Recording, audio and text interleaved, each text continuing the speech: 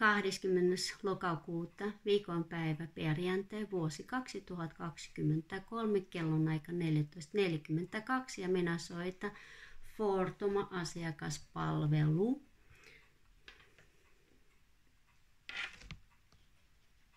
Tervetuloa Fortumin asiakaspalveluun. Jos haluat palvelua suomeksi, valitse näppäin 2.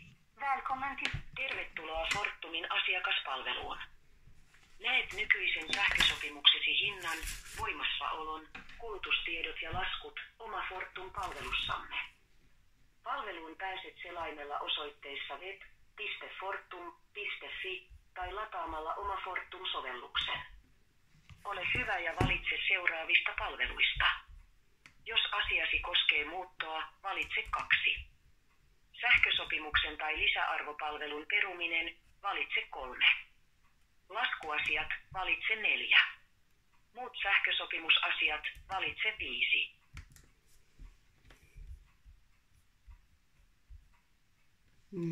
Ja też nie znają. Ole hyvä ja valitse seuraavista palveluista. Jos asiasi koskee muuttoa, valitse 2. Sähkösopimuksen tai lisäarvopalvelun peruminen, valitse 3. Laskuasiat, valitse 4. Muut sähkösopimusasiat, valitse 5. No, Sopimusavustajamme auttaa sinua valitsemaan itsellesi parhaan sopimuksen. Ja nie znają oikein. Painamalla näppäintä 7 lähetämme sinulle tekstiviestinä linkin palveluumme. Voit myös helposti tarkistella sopimustietojasi oma Fortum-sivuillasi. Paina näppäintä 8, jos haluat tekstiviestin, jonka avulla pääset kirjautumaan oma Fortumiin. Jos haluat jatkaa jonotusta asiakaspalvelijallemme, älä katkaise puhelua.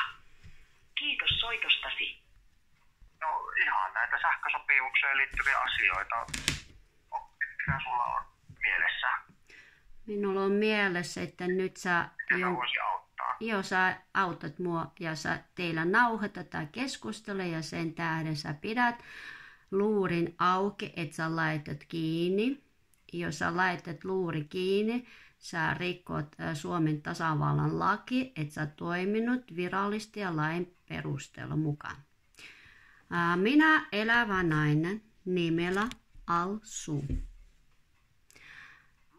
Mä teen nyt tahdon julistukseni rakkauden, rauhan, kiitollisuuden voimassa. Ilmoitan ja julistan, olen ihminen, jumalallinen sielu, elävä nainen, jonka äiti ja isä ovat antaneet nimen Alsu. Isän puolelta olen Ramisovna, sukun kuuluva Nurgajanova ja avioliiton kautta Pääkkönen.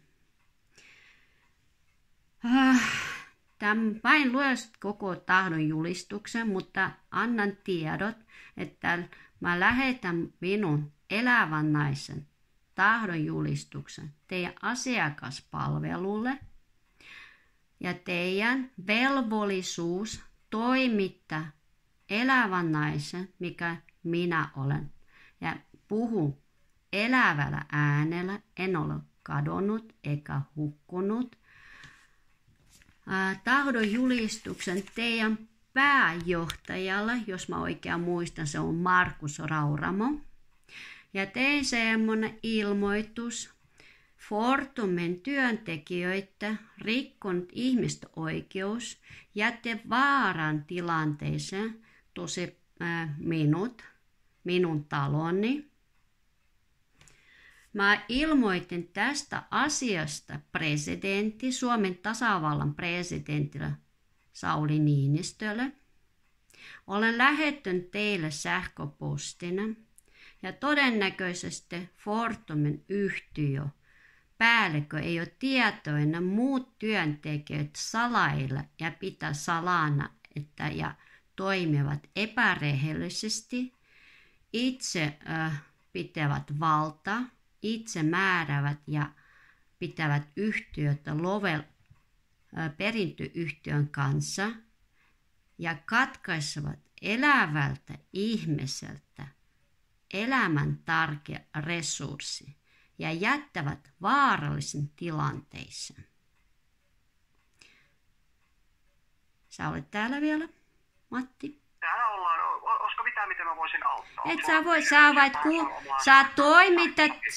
sä toimitat tätä viesti Markus Rauramalle ja odota sä nyt, sä toimitat tätä viesti, jos sä laitat luuri kiinni, sä pidät vastuurikoslain perusteella.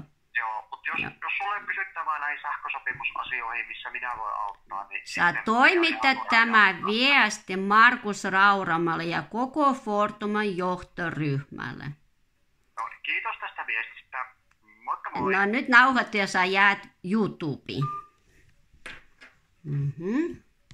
Soitetaan vielä.